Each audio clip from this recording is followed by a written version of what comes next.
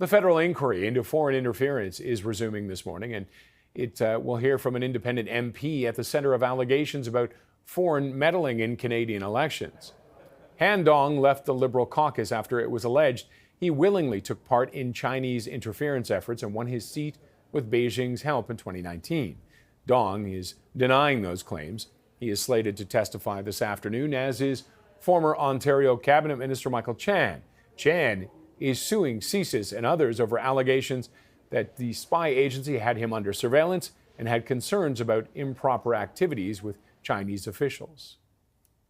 CTV's Colton Prail is standing by in Ottawa with more on this. And Colton, talk about what we'll be watching for this afternoon.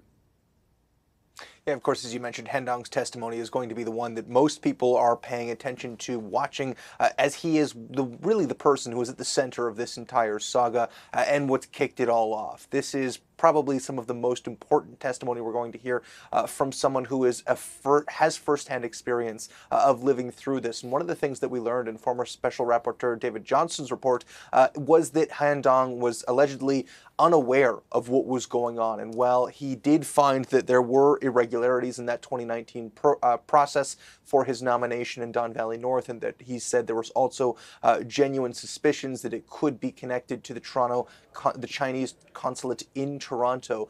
What we heard this morning was that the Liberal Party stands by that nomination process in 2019, and that there was no indications on their end of anything untoward or of any potential foreign interference, and they continue to hold that view. That's particularly interesting because that's something that's going to come up if the party says they didn't know and the candidate didn't know himself. What then can be done to try to stop these incidents of potential foreign interference in something as sanctimonious as the election itself?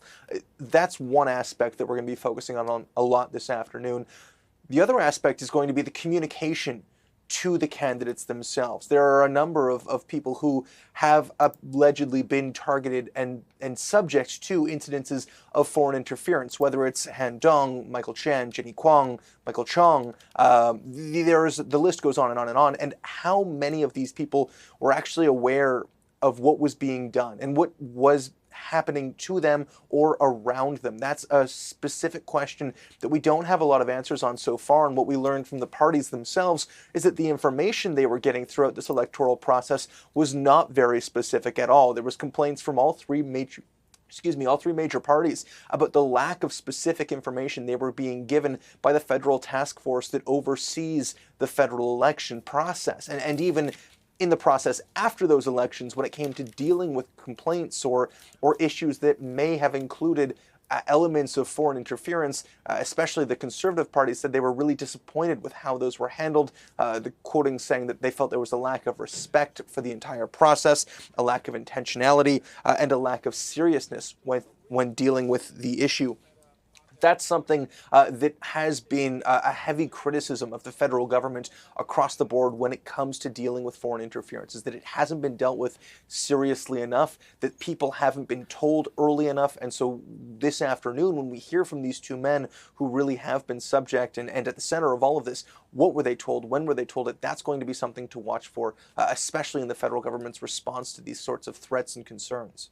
And what kind of weight would these testimonies carry?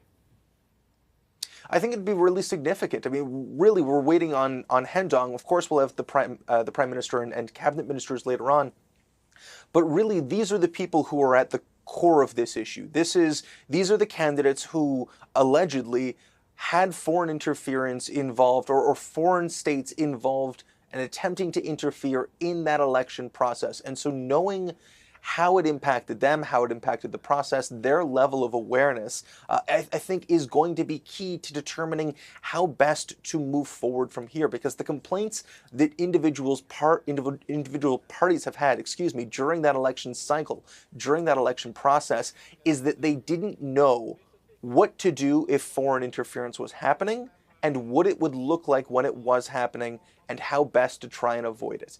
And so if we're dealing with, at the core of this, such a simple, fundamental problem, learning what actually happened to these candidates, how it may have happened, whether or not there was influence, and whether or not it even needed to be necessarily close to these candidates, whether it was happening externally, is going to have a significant impact in how we manage future elections and if whether or not nomination processes need to change. In the case of Han Dong, for example, there are questions about international students who may have voted for him in the nomination process and whether those students were coerced to do so or were influenced by China to do so. If we learn that that was the case and that that was a significant factor in this potential nomination, that could potentially influence future Liberal nominations where perhaps they look at changing who can vote for party nominations, who can register to be a member of the party. Those are the types of decisions that need to happen as a result of this testimony here. It needs to be informed by this testimony here. It may determine that no changes are necessary, but that's not something you can know until you've heard from the actors themselves. Okay, CTV's Colton Prail, thank you for that.